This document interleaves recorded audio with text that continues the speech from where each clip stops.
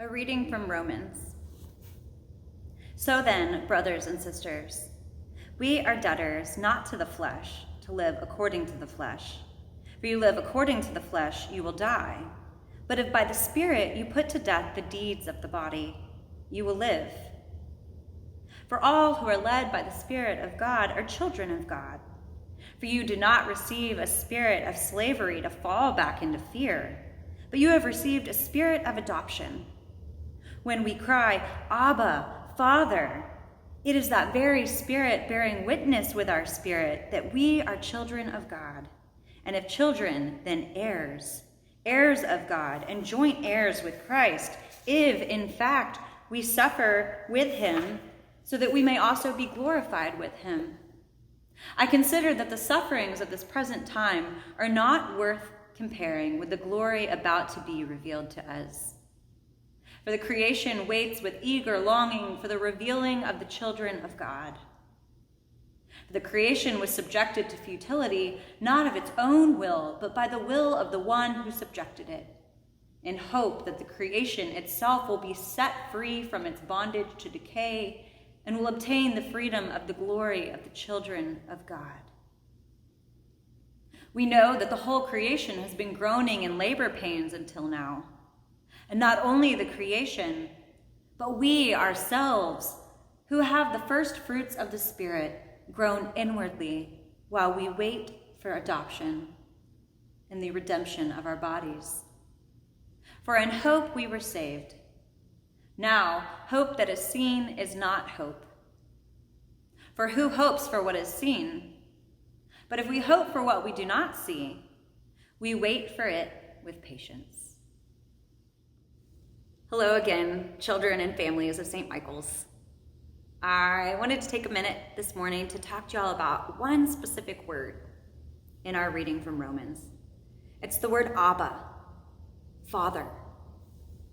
Now, Abba is a word that Jewish children would use when they were talking to their fathers. It demonstrated the kind of relationship they had. It was one of closeness and care, where the children knew that the father was there to keep them safe and to love them and to hold them. Kind of like when you talk to your dad. You know that he's going to be there for you. And so when Paul uses the word Abba in the way that we talk about God, it's telling us something about the way that we can relate to God, like a dad. Now, that's a little different from some images of God I remember from when I was a kid.